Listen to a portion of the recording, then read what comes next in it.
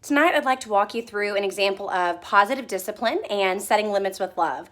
A lot of times in my classes, people say, so you never tell your child no. And it's confusing to me that you don't discipline, and how do you not punish? There's no timeout, so what do you do, right?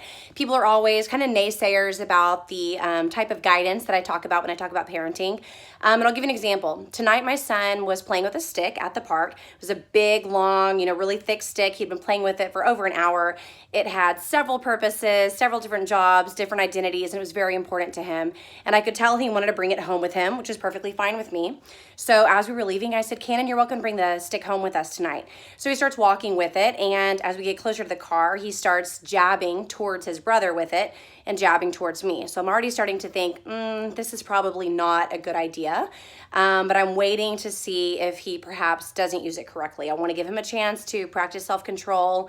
And so I said, Cannon, you're welcome to bring the stick back as long as you're being sweet.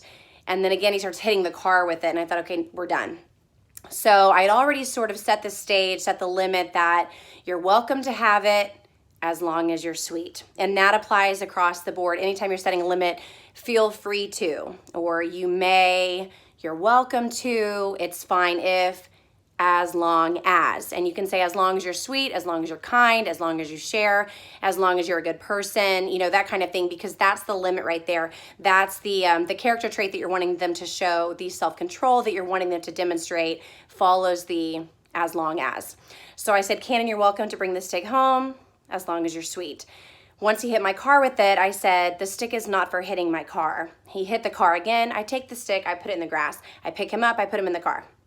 Now, most parents would say, well, why didn't you tell him, no, don't do that again? Well, there's no point. Me removing the stick from him, I had already set the limit. I followed through on a consequence, a logical consequence that fit the crime by removing the stick, putting it away. I didn't lecture. I didn't yell. I didn't say no. I didn't lose my cool. And I didn't do anything that would damage my relationship with my child. I had set a limit. You're welcome to have the stick as long as you're sweet. When he wasn't sweet, I took the stick and put it away. Now, in a perfect world, a child says, oh, thanks, Mommy, for setting a limit and following through. Thank you. But no, that's not what happened because he's 3. So he becomes extremely upset. He's yelling. He's screaming. He's telling me how much he doesn't like me. He doesn't want to get in the car. He's kicking the chair. He's screaming and crying. And this is where a lot of parents would say, okay, well, why didn't you just tell him if you calm down, you can have it back? Because at that point, your child is running the show. What I needed to do is follow through with, I set a limit, you made a poor choice, and the very moment you make the decision, you have to follow through with the consequence, right? He chose not to be sweet. I took the stick, put him in the car. He screamed a good 10, 15 minutes. I never turned back to him and shamed him or lectured him or needed to teach him. The teaching was already done. He was given a limit. He made a poor choice. There was a consequence, and now he's upset. Is he upset at me? Initially, it seems like that, but really what's happening is he's upset with himself. And so as we're in the car, I'm trying to seal in the fact that I am not the bad guy.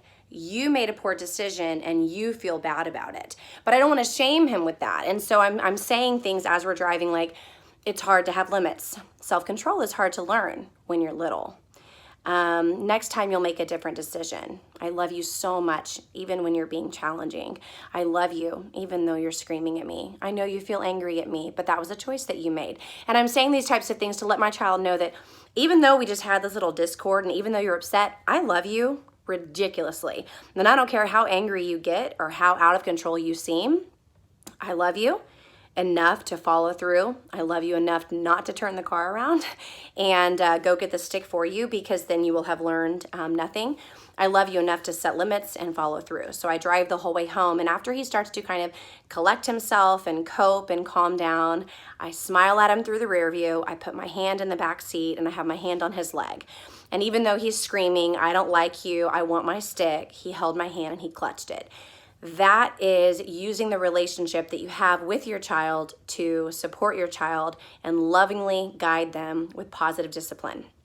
No timeout, no lectures, no yelling, no threatening, nothing that damages our relationship. I just used our relationship and I used our love to set limits for him and let him know that I'm here for you no matter what, and I love you. You can follow me on Join Whole Heart on Instagram or Facebook. You can attend any of my classes in the Austin area, or subscribe to me on YouTube for more. Thank you for following.